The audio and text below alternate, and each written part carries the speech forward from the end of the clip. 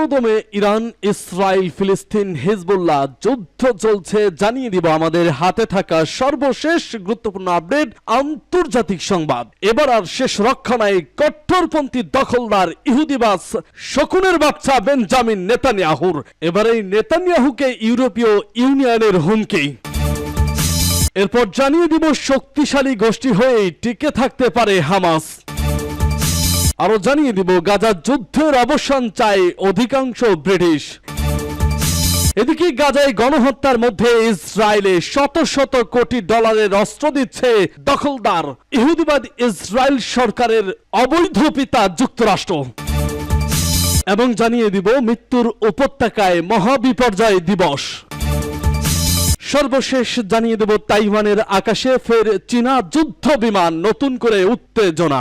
শুনছিলেন সংবাদ শিরোনাম, এখন বিস্তারিত। তবে তার আগে অনুরোধ থাকবে ভিডিওটিতে একটি লাইক এবং কমেন্টস করে জানিয়ে দিন আজকের এই ভিডিও সম্পর্কে আপনার মূল্যবান মতামত। আর অবশ্যই এই ভিডিওটি আপনার ফেসবুক সোশ্যাল মিডিয়ায় শেয়ার দিয়ে ছড়িয়ে দিন আর জানিয়ে দিন আপনি কোন জেলা থেকে বা কোথা থেকে আমাদের সংবাদটি শুনছেন এবং দেখছেন। অনুরোধ থাকবে আপনি যদি আমাদের এই চ্যানেলটিতে নতুন হয়ে থাকেন তাহলে অবশ্যই চ্যানেলটি সাবস্ক্রাইব করে পরবর্তী আপডেট সংবাদ পেতে চোখ রাখুন বিবিসি ওয়ার্ল্ড লাইভে।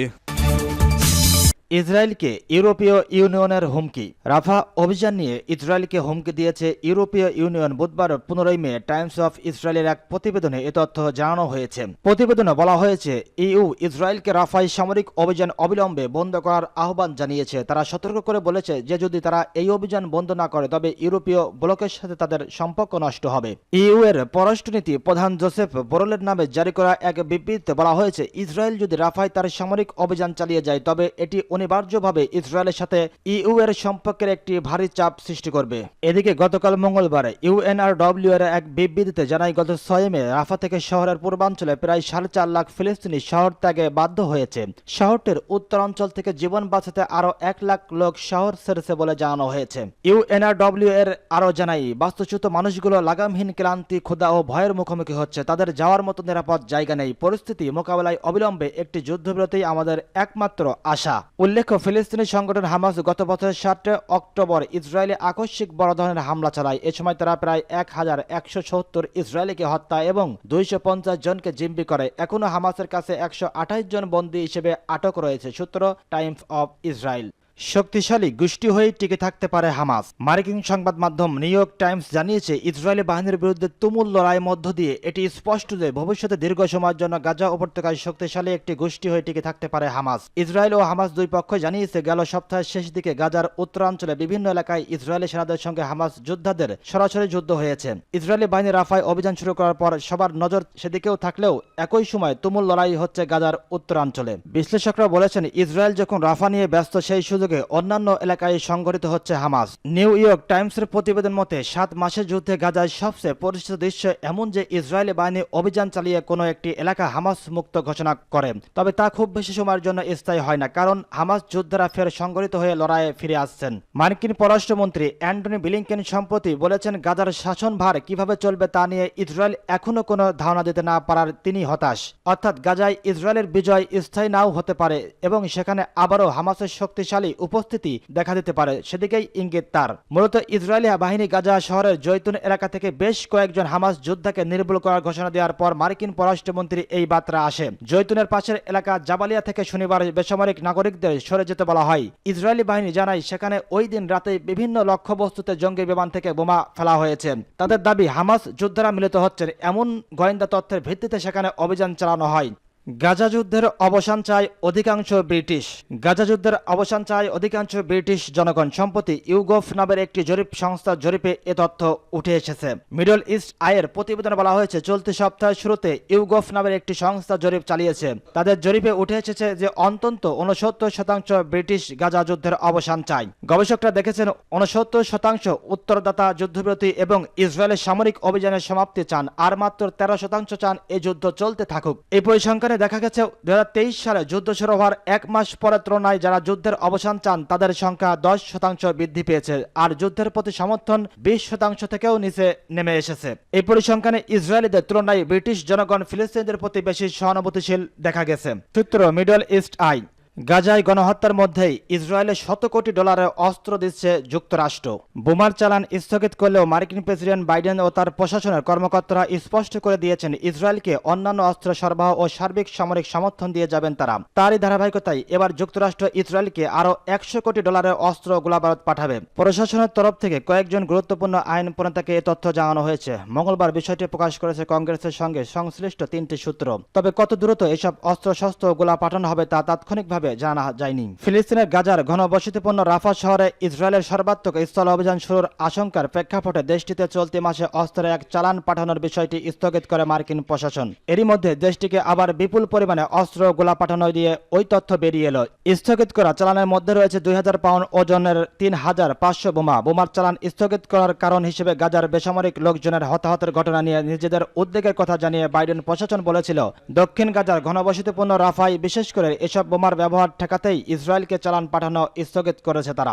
ইসরায়েলকে নতুন করে অস্ত্র সহায়তা দেওয়ার যে তথ্য প্রকাশ হয়েছে তার মধ্যে রয়েছে প্রায় $70 কোটি ট্যাঙ্কের গোলা, $50 কোটি কৌশলগত সামরিক যান ও $6 কোটি মর্টারের গোলা। নাম প্রকাশে অনিচ্ছুক ওই 3টি সূত্র এ তথ্য জানিয়ে বলেছে, অস্ত্র চালান পাঠানো নিয়ে আলোচনা চলার বিষয়টি এখনও প্রকাশ করা হয়নি। অস্ত্রের এ চালান কবে পাঠানো হবে সে বিষয়ে তাৎক্ষণিকভাবে কোনো ইঙ্গিত পাওয়া যায়নি। কংগ্রেসের সঙ্গে সংশ্লিষ্ট 3 সূত্রের দুটি বলেছে, ইসরায়েলকে সামরিক ও মানবিক সহায়তা দেওয়া নিয়ে গত মাসে কংগ্রেসের পাশ করা যে বিলে প্রেসিডেন্ট বাইডেন সই করেছেন, নতুন এই সহায়তা সেটির অংশ নয়। ইসরায়েলে যুক্তরাষ্ট্রের চলমান অস্ত্র বিক্রি বা ভিন্ন কিছুর অংশ এই সহায়তা কিনা সেটিও জানা যায়নি। আগামী নভেম্বরে যুক্তরাষ্ট্রে অনুষ্ঠিত প্রেসিডেন্ট নির্বাচনে সাবেক প্রেসিডেন্ট রিপাবলিকান পার্টির সম্ভাব্য প্রার্থী ডোনাল্ড ট্রাম্পের সঙ্গে প্রতিদ্বন্দ্বিতায় নামছেন জো বাইডেন। কিন্তু গাজা উপত্যকায় ইসরায়েলে চলমান অভিযানে দেশটিতে অব্যাহতভাবে সমর্থন দিয়ে চলা নিজ দলের ভিতর থেকেই সমালোচনা ও চাপের মুখে রয়েছেন তিনি। গাজায় 7 মাসের বেশি সময় ধরে চলা ইসরায়েলি বাহিনীর নারকীয় হামলায় 35,000-এর বেশি ফিলিস্তিনি নিহত হয়েছে। মৃত্যুর উপত্যকায় মহা বিপর্যয় দিবস। ফিলিস্তিন ভূখণ্ডে ইহুদিদের চূড়ান্ত দখলদারিত্বের মাধ্যমে আজ থেকে 76 বছর আগে ফিলিস্তিনিদের উপর এক ভয়াবহ বিপর্যয় নেমে আসে। আরবিতে এই বিপর্যয়কে বলা হয় নাকবা। এই নাকবা দিবসের উৎপত্তি 1948 সালের 15 মে শুরু হওয়া আরব ইসরায়েল যুদ্ধ থেকে। তার একদিন আগে 14 মে ইসরায়েল নিজেদের ঘোষণা করে স্বাধীন রাষ্ট্র হিসেবে।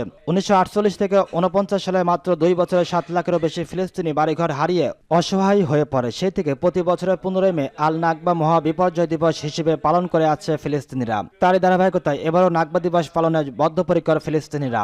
এক ফিলিস্তিনি কর্মকর্তা গত সোমবার বলেছেন, গাজা উপত্যকায় নাকবা দিবসকে পরিপূর্ণভাবে পুনরুজ্জীবিত করা হবে। নাকবা বার্ষিকীতে তুর্কি গণমাধ্যমকে আনাদুলুকে একথা জানান প্যালেস্টাইন লিবারেশন অর্গানাইজেশনের PLO নির্বাহী কমিটির সদস্য এবং শরণার্থী বিষয়ক বিভাগের প্রধান আহমেদ আবু হাউলি। তিনি বলেছেন, যুদ্ধবাজ নেতানিয়াহুর ইসরায়েলি সরকার সব ফিলিস্তিনিকে বিতাড়িত করে ফিলিস্তিন ইসরায়েল চিরদ্বন্দ্বের অবসান ঘটানোর পায়তারা করছে।